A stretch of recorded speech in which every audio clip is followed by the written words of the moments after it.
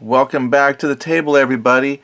And when the wobbly camera stops, look what I found. Another Kickstarter. Let me hit the refresh page. I think it's been a little while since I refreshed it here. 120,000 up to, that's still 120,000. Almost 121,000 for a war game? Holy freaking cow. That's crazy. I think the only one I can think of that came close to that number, maybe did more, I'd have to look, but I think the World at War 85 put up a really good number too. And this is probably one of the highest I've seen for a war game in a while. That's crazy, especially one that's been out for a while. I think part of what's driving it, though, we'll look at the pledge levels that they have, and that's probably driving part of it. But I mean, that's amazing. Kudos. Congratulations. All right, so what are we looking at specifically? I haven't even told you what we're looking at. It's the next game expansion, I guess, in the Band of Brothers series, Old Breed South Pacific. And it looks great. So you got refight the battles of the U.S. 1st Marine Division on Guadalcanal and New Britain using the Band of Brothers game system. So if you're not familiar with the Band of Brothers game system, I think it is one of the best infantry tactical games that you can find out there at squad level. I think it's amazing, and it's not overly complicated, but gives amazing results. I said one of. I know that there are some folks that will have their tactical game that they really like, but I think this one's fantastic. The armor rules, I'll be up front, I'm not a fan of the armor rules. If you were to ask me, why, Eddie, how come you don't like their armor rules? I don't know. It just doesn't speak to me. But the infantry combat is amazing. So we'll go down and they'll talk a little bit about the rules and how that works, and I'll tell you why I think it's the best, one of the best infantry tactical games out there. Okay, so anyway, I got this one fairly early in its campaign, so 23 days to go. That gives you time to think about it. So here's what you might want to think about. Well, first of all, they got their video. You know, everybody's got the little intro video. It's got, again, I want you to come and watch it for yourself, but, you know, obviously it's going to have some infomercial graphics about the game and what you're going to get. Now, as we go down here, so what's the project about? It's to get this expansion. It says, plus, the project includes reprints and the most deluxe editions yet of the sold-out 4 other titles in this series. So Screaming Eagles, Ghost Panzer, Texas Arrows, and Battle Pack 1. Wow, so that'd be a great time to pick up. Let's see, it says, the beautiful count art for Band of Brothers Old Breed South Pacific created by I can't pronounce your name, sir, but very cool. So I didn't realize that, because I got 2nd edition when they did the 2nd edition campaign, and because like first has sold out, and then they also added the Texas Arrows at that, and now I guess they're sold out. So this is a good time to do reprints and get copies again. So if you're new to this system, this would be a good time to hop in. And when we look at the pledge levels, you know, we'll see if that's worth your money to do. So there's the box art. Looks great. So exciting addition to the system. So they're adding some unit company identifiers. Okay. A fog of war. Okay. Unit national characteristics. Yeah, I don't really remember seeing that before, but cool. Weapon specific characteristics. Again, yeah, it's just numbers on a counter. So if they got some little nuances there, that's great. New terrain, clearly, because it's the Pacific. And mostly what we've been looking at is, you know, east front, west front. And facing. Okay, let me tell you why that's cool. So currently, the way the game plays, your infantry have a full 360-degree view of everything, the God's eye, if you will. All right, that's fine. But I think it does make sense, and I haven't seen the rules yet. I haven't like opened the rules and looked at the rules, and I don't remember seeing a rule book posted to look at. They got the, yeah, they do. I just didn't look at it yet. Anyway, we'll come down to that. I just didn't read it yet, but I think facing is good. As I look at my Conflict of Heroes game, Storms of Steel, that has squads too, and they do have a facing, and it makes sense. Yes, a few guys are going to be looking everywhere they can, but at the same time, a squad of folks, they're going to be, arrayed in such a way that their focus might be on a specific area. So that's cool. I would be curious to see how that works, and it's optional for European scenarios because these are coming after, obviously. But it is an interesting concept. So that one I thought that's cool to see how they would put in. Yeah, I'm curious about the unit characteristics and weapon characteristics, but the facing rule, I thought that makes sense. I would like to see how that plays. And then here's the back of the box. If we really zoom in there, you can come and look. The counter art. They have more pictures and examples of the counter art, but that's the thing. We'll talk about counter art in a moment too. So it says the game complexity is like medium, solitaire suitability, medium. You can play it solo. There's some elements that hidden unit markers and things that might not be so unit or solo friendly, if you will, but you can solo the game just fine. It's going to have 4 double-sided mounted game boards, 5 counter sheets, dice, rulebook, scenario book, and 2 player aid cards. Alright, so what are the games? And it just summarizes what we are playing with. So Band of Brothers, so the old breed, basically Pacific. The battle pack has a bunch of different stuff for the first few games that they had. 8 scenarios, some maps. Yeah, it's nice. Anyway, the Band of Brothers Texas Arrows was a 36th Infantry Division. Band of Brothers Ghost Panzer, I just simply call it. It follows the German 11th Panzer, but to me that's the East Front. And then Band of Brothers West Front. And it is the U.S. 101st Airborne that focuses on. Oh, it has the original date. So originally, 10 years ago, Band of Brothers was published. And then a couple years later, you had Ghost Panzer. And then 3 years from that, wow, that was in 2016. 5 years ago? Wow. But see, now, if you get in on the pledge level where you buy it all, it's going to be 3rd editions. And we'll see what comes in 3rd edition. So updated rounded counters in all games. I already clip all my counters, so cool. I'll save my grip and clipping with my Oregon 2.5mm lamination cutter thing tool, which I could reach, but I make a mess of some stuff there. Not a plug, and that's fine. I already clipped my own, but if they're coming rounded, that's fine. What do you got? Components, already looked at that. You got your double-sided maps, 5 counter sheets, 4 of units, 1 of status markers, 2 player aids, 1 series rulebook, 1 scenario book, 2 player aids, 2 10-sided dice, and a counter tray which will not hold everything except maybe the status markers. I'll tell you what, who made the best counter tray for a game, not to take away from this, but Conflict of Heroes, Storms of Steel, 3rd edition. That comes with 2 counter trays that fit everything. It's amazing, but it doesn't have near the amount of counters that this game has. Let me tell you.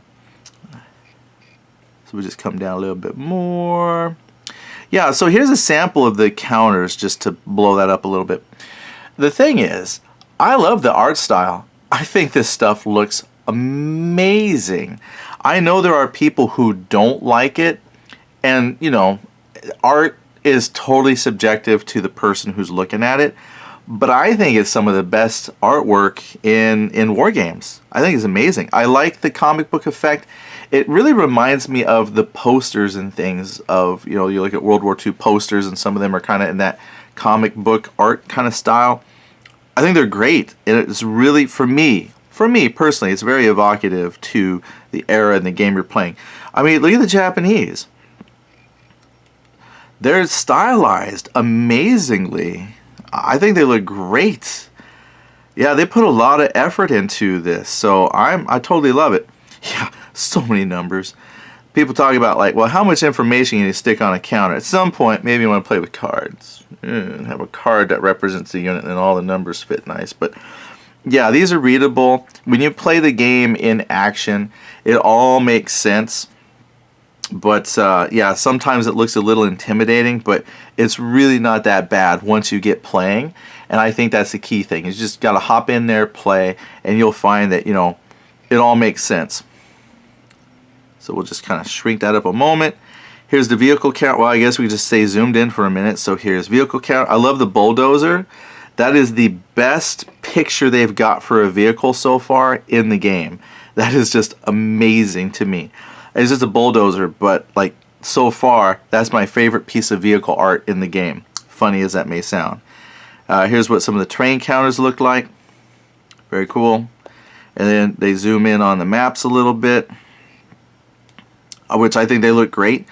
Not everybody likes them though, because they don't like that kind of comic book cartoon look, but I think they're great and very vibrant and lush. Yeah, makes me think of the jungles. Very cool. How to play. All right. Yeah, you don't need much time invested to read the rules, because in the book, it says here like 9 pages, pretty much will carry you through infantry, train, the basics, and then the book itself, the rules are divided in 2 sections, like a lot of tactical games like this, right? First half is infantry, second half is armor, and if you just read the first few pages, you're going to be pushing stuff around. It says, be up in 15 minutes. I guess it depends on how fast you read and if it clicks to you or not. But it says no combat charts. I guess it depends on what you mean by combat charts. But they do have player aids that have modifiers for shooting and things like that. But there's the thing that makes this, and this is where I said I would tell you why I think this is like the best, is they use a system of suppressions. And so let's come up here for a moment. And this is why I think this is an amazing game for infantry combat. If you've never seen this before, if you're going, wow, what is this game all about? Well, the mechanic that I think is fantastic is right here. These 3 numbers. So it starts at a 10, there's a 7, there's a 4. This is basically, as you may have heard in other games you played, suppression. So when they get shot at, if they get shot at a lot, they kind of hunker down a little bit. It affects their ability to combat, because they're, do I step up into the bullets and shoot back? So a 10 means like everything's great, nobody's shooting at us. Another name might be like kind of like a morale, so 10 is they're eager, ready to go. 7 means, yeah, somebody's maybe taking some shots at us, we're a little more hesitant to do something. And 4 means, yeah, we're really pinned down, we're probably just going to stay here. And that's important, because if you want to do something with that unit, if they're at a 10 and there's no other penalties, modifiers that would affect anything, you don't have to roll a die. They're going to do what you want them to do. Then if they're at the yellow level of suppression, and what's cool is some of those administrative markers are a little square marker that will fit on the counter in such a way that you can see like all the combat numbers and everything, but it'll be yellow or red for suppression, so you can still see everything. It's great. They've designed this so wonderfully. So if you're on the yellow level, then you would roll your die 10, and if you roll under, like 7 or under, then it's like, okay, we can do something, because even though we're a little hesitant, we rolled, we passed, we're going to go do something. And then if you're down in the red, or the 4, then again you got to roll die 10, and that means there's like a 40% chance that you'll act if it's 10 based. And that's kind of cool to me, because it throws in a little bit of AI kind of hesitation thing. Reminds me a little bit of like the original close combat games from Microsoft, where the soldiers you had a little bit of intelligence, and if they were being shot at a lot, they wouldn't want to go do anything. They would just run around in circles and try and hide in foxholes and stuff. Kind of reminds me of that a little bit. As your folks are being shot at, they are going to be less hesitant, less willing to go do things. They'll be more hesitant to stay where they're at. And it's very simple, but it makes sense. So why is that important? Because they're like, oh, well, now my people can't do anything. It's important because it affects the tactics that you will employ when you play. And it really falls in line with like what you see in like movies, or you read about in books. If you read historical World War II books, they talk about like finding the enemy, then you fix them, flank them, and it works. So you're going to find them, and then you fix them. So you're going to shoot at them, suppress them so that they don't want to react, and then finally you can assault them at close combat. And it works. It's difficult to kill a unit just by shooting at it. I can play a lot of war games and shoot, and kill units, but here you can, but not as easily. It actually makes more sense to suppress them heavily, then have a couple units come in and fight them, because one, it makes them less able to like return fire as you cross open areas. If it's a fresh unit and you say, I'm just going to charge across the street, and they've got no suppression, they'll go ahead and shoot and have no problem wiping out your little squads crossing the street. But if they're heavily suppressed and then you try to bring in troops to attack them, then boom, they might not respond. They'll be pinned down, and then when they fight, they got penalties, and they're easier to take out because you've really demoralized them. And with the facing, I can only imagine the facing rules will make it easier for do like flanking actions, because if their attention is focused here and you come around from the back after you've suppressed them, then it's probably going to be easier to get in there and initiate close combat. So yeah, it's great. It's great. If you've never played it, what I just described might sound weird, but after you've played it for a bit, it's kind of like, wow, that's really cool. That's how I was. So that's why I loved buying into this system, because the infantry combat to me is just fantastic. Anyhow, that's me. That's my favorite aspect of the game. All right, everybody has parts they love or dislike about it, but that's what I really like. So here's the rules. I forgot they did have rules here. It's the proof rules, no graphics. You just click the link, and you can come take a look yourself. You know, don't take my word for it. Yeah, we got Edge. Should probably use Chrome, but wait, it's got graphics. It's got some graphics. It said no graphics. Didn't it say the no graphics version? Well, guess what? I guess somewhere along the way we'll have more graphics in the one that comes out, but that's got pictures there, counter pictures. Looks like they've. I'll definitely come through and read this. Scenario cards. Okay, just coming through. See, there's your 9 pages, and you can play all the infantry stuff you want. Read a few more pages, and then you're doing vehicles. Again, I can't describe what my issue with the vehicles are. I might have to dig this back out and play. Future section, mortars, yeah, so typical rule book, typical things, aircraft, canister ammunition. Yeah, I don't remember them adding so much, but guess what? They added quite a bit. I think my little charger came out here. Hold on. Oh, no, my charger was in. Okay, never mind. Wow, there's actually a lot more than I remember in the rules, but that's great. Let's see. Oh, 35 pages. Yeah, they've added to this quite a bit. I just noticed there's like monsoon. Here's characteristics. Looks like, let's see, what does it say here? Please note each unit that should be here. Oh, okay. Add pics for each one. So yeah, so this has some graphics, but not all the graphics. Okay, so work in progress manual. But yeah, it looks like they had in a whole other section here. Oh, this is interesting, and I just noticed too. The way they've got it laid out a little bit. Infantry, guns and vehicles, weapons, terrain, and then other. Oh man. Yeah, this is a huge rule book.